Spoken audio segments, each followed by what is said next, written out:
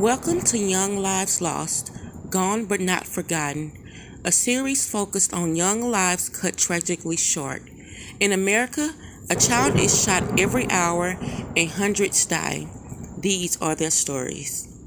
Mother of the 8-year-old boy tells us he was eating dinner, playing video games with his cousins when bullets began flying into their apartment. Yeah, our Scott Broom is live at the Lansdowne Village Apartments on Bright Seat Road in Landover, where this happened. What did you learn, Scott? Well, we learned from police the shooting happened here outside, but the bullets flew through at least 2 apartments behind me, and this little kid, 8-year-old PJ Evans, was the only person hit. Here's his mother, Tiffany Lene Evans. My son was a star. He had a bright future, man. That boy lived for football, he lived for his family, and he loved God, yeah. PJ's mom was there when the shooting happened about 8:30 last night. In a statement, police said a white sedan pulled up. A man got out and started shooting toward a group of adults gathered outside the apartments. PJ, who was not a target, was inside eating tacos and playing video games with his cousins, his mother said. PJ was hit in the head. My son was rocking out with his football team yesterday in the scrimmage. 10 minutes, 20 minutes later after that scrimmage, he had a good game. My son got shot in his head. Two senseless violence. Family photos show a child who loved school and beamed with pride at his accomplishments. He loved school. He was a math whiz, man. That boy loved school. He busted his tail to make sure he came home with good grades. But Mommy ain't play that. And he did what he had to do. Even when he felt like he couldn't, he pushed himself. As that family is grieving, we're grieving with them. And so today, Prince George's County Police Chief Malik Aziz said there are lots of leads, and detectives have been ordered to, quote, pull out all the stops on the case. But no motive, suspect, or arrest has been announced. Aziz sent this message to the gunman. Save the family any further pain than they're already experiencing on an 8-year-old kid. Turn yourself in. Come forward and be the man that you were not last night. This death had just had a huge impact across the youth sports community in Prince George's County. PJ was a well-known player. He played on 2 separate teams. His family home nearby here is just surrounded by large numbers of people coming to grieve with the family tonight. PJ, by the way, on his Instagram account posted a photo with Washington football team player Chase Young. Chase Young giving the thumbs up. This kid was a fan and he was recognized. Reporting live in Prince George's County, Scott Broom, WUSA. Yeah, clearly, our community, we have all lost so much talent in this 8-year-old boy. We're thinking of his family, and if you know anything, please contact police. Scott, thank you. This is the story of Peyton PJ Evans. Every time his mom finished buckling his helmet and securing his shoulder pads, Peyton PJ Evans had to go to the bathroom. This tic was a sign of anxiety. It had started 2 years earlier when, at age 6, he had joined a high-powered Maryland youth football team.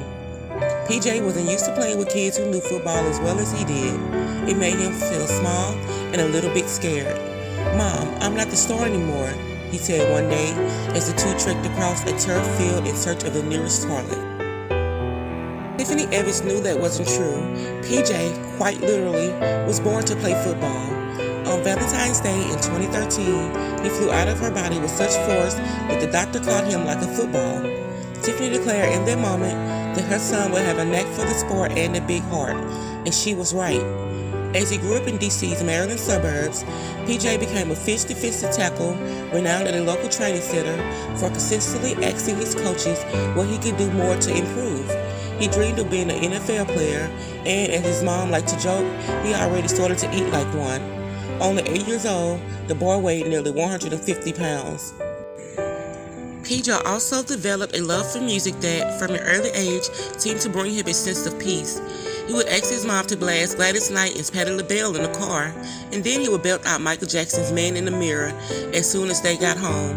He learned to play the violin in the 1st grade and wanted to learn to play the drums. It was going to be so fun, he would say to his mom, snuggling up to her on the couch. Instead, PJ's last moments on earth came a week before he was supposed to start 3rd grade.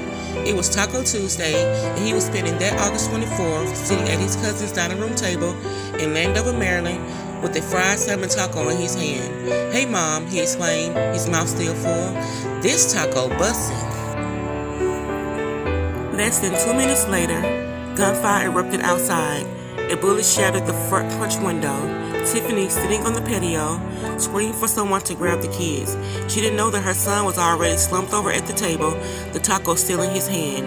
Police later arrested 3 men and charged them with murder. Months after his death, Tiffany finds some solace in thinking about PJ's last day. Earlier that Tuesday, he had managed to gear up for a football scrimmage without needing to use the bathroom. He had learned a strategy from his mom that eased his anxiety. It was an affirmation that he and Tiffany said together almost every day for months before each practice and each game. No matter how rushed or tired or late they were, Tiffany thought that it would teach her son that no one could scare him away from what he loved, that the light inside him was more powerful enough to drown out the fear. After Friday night football practice, the Showcase Sharks lined up, candles in hand. They are mostly 8 years old when they lost their teammate, number 21, PJ Evans. I'm feeling sad because all my teammates know him, so all my teammates miss him and me too. Mylan is 6. His cousin Nas is PJ's age, 8. I was like, "Mom, who died?" She said, "PJ." And then I just started crying. What you hear are the echoes of trauma from a reckless act. Tonight, more than 200 people gathered for the first football weekend without PJ. The man who opened fire while PJ enjoyed Taco Tuesday with his friends is still at large.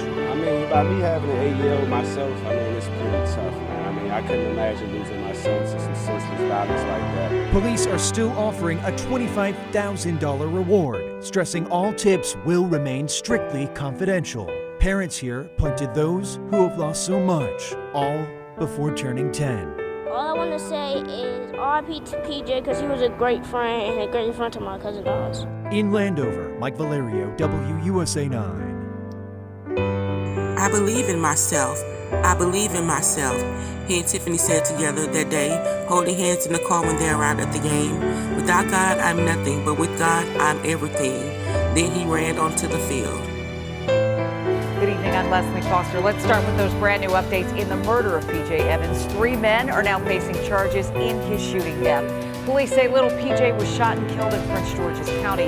He was playing video games inside an apartment.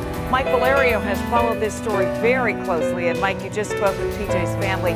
How are they reacting? Well, Leslie, they're short of just nothing short of stunned. And even though PJ is gone, they said it's this strange but welcome feeling of being totally overjoyed in this moment. So here's the breaking news tonight. Police announcing the arrest of brothers, 21-year-old Desmond Nwocha, 23-year-old Mark Nwocha, and that third man, 23-year-old George Shaman. All 3 are charged with attempted first-degree murder, second-degree murder, and weapons charges. So investigators say a group of people were standing outside the apartment complex on Bright Seat Road when a white car pulled up and somebody opened fire. Bullets went into multiple apartments, eventually striking and hitting PJ inside of his aunt's home. So I just had PJ's uncle on the phone before we went on the air, and it wasn't lost on him, Leslie, his words, that for 21 days they were without closure, and that was PJ's football number 21. So here's PJ's Uncle Antoine reacting to that news late tonight. We're just so